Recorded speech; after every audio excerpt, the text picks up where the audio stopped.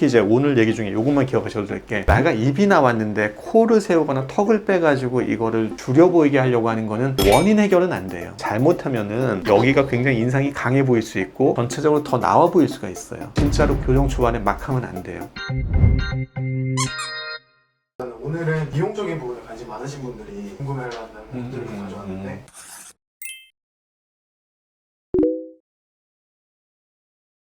교정을 하면은요, 입 모양이 변하고 코 주변이 이렇게 변하거든요. 이거에 대해서 잘 모르니까 교정 전에 교정 중에 하려고 하는 분들이 있는 것 같아요. 근데 발치 교정하면 입의 변화가 좀 있어요. 코 높이도 달라질 수 있고 턱 끝 모양도 좀 달라질 수 있고 윤곽도 좀 달라질 수 있거든요. 요거를 아시면 판단에 도움이 돼요. 그런데 교정을 하면서 이 입 모양이나 주변 모양이 변하면 그 필러 했던 그 결과치가 훼손이 되거나 영향을 받잖아요. 그런 입장에서 봐야 되죠.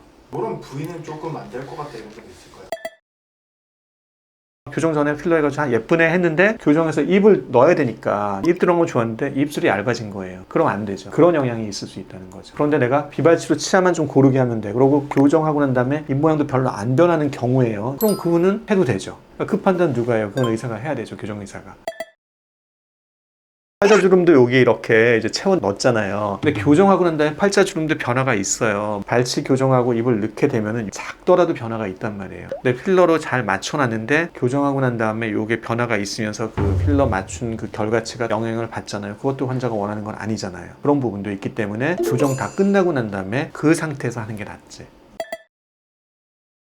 중요한 기준은 뭐냐면, 이대로 교정했을 때 입매나 코나 턱 끝이나 이런 게 변화가 있냐 없냐. 변화가 없다 그러면은 그냥 필러 같은 거 해도 된다, 이렇게 답이 나올 거예요. 그런데 하고 난 다음에 너 지금보다 코끝 조금 살 거고 턱 끝도 조금 살 거야, 그러면은 코끝이나 턱 끝에 필러 넣는 거를 처음에 하면 안 되죠. 교정 전에 입이 나와 있을 때는 필러 해가지고 좀 나아져 보였는데 이걸 넣게 되니까 이게 두드러져 보이네, 이럴 수 있잖아요. 그것도 역시 하고 난 다음에 하는 게 낫지. 예, 원칙상으로는 교정의사들이 하는 얘기가 다 끝나고 하라 그래요. 근데 환자분 입장으로 딱 가보면 일주일을 참기 힘든데 2년을 하지 말라고 이러면 그거는 조금 그렇고, 환자분이 이 상황을 알면은 좀 되는 거니까 알고 선생님하고 상담한 다음에 6개월이나 1년 요 정도 지나서 그 다음에는 해라 라고 하든지 그렇게 타협을 할 수가 있을 거예요.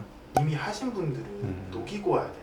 녹이고 오면 좋죠. 엑스레이 찍을 때 뭐 필러 들어가 있고 이렇게 하면은 이게 부자연스럽고 분석도 좀 애매하고 어디를 기준으로 맞춰야지. 분명히 또 1년 지나면 많이 녹을 건데 지금 모양에 맞춰야 돼? 아니면 녹은 다음에 맞춰야 돼? 얼마나 녹을지 내가 어떻게 알아? 그건 모르잖아요. 없애고 오는 게 좋아요. 가능하면 녹이고 오면은 좋죠. 그리고 인매 변화 없을 분들은 안 녹이고 와도 돼요. 근데 대부분은 조금씩 있으니까 녹이고 오는 게 교정에는 도움이 되고 결과에도 좋은 영향을 줍니다.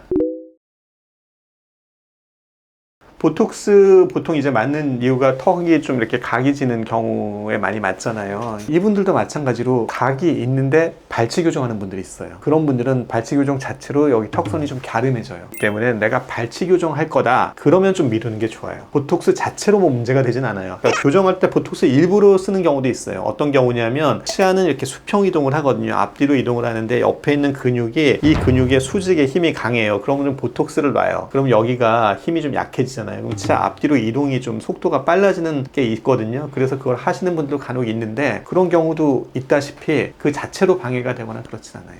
그걸 고려를 하시고 역시 이제 상담해 보시고 하시는 게 좋을 것 같아요.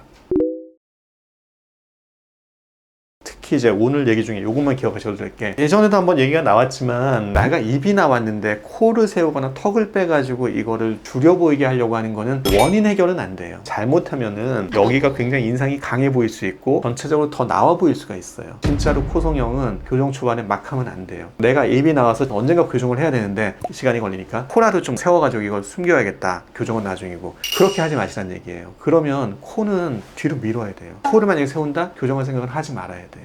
하지 말라는 게 많잖아요. 교정 전에. 교정하는 사람 다는 아니고 교정할 분들 중에 교정 후에 얼굴 요 부분에 변화가 좀 있을 분들이 있거든요. 그런 분들은 앞에 해놓은 거하고 상충이 돼요, 결과가. 그렇기 때문에 이걸 먼저 해놓고 그 다음에 하는 게 맞다 라는 게 포인트고, 발치 안 하고 그냥 별로 인매에 변화가 없을 분들은 해도 된다, 얼마든지. 근데 그 부분은 교정의사한테 가서 들어야 알지 않겠느냐, 요게 이제 포인트가 되겠습니다.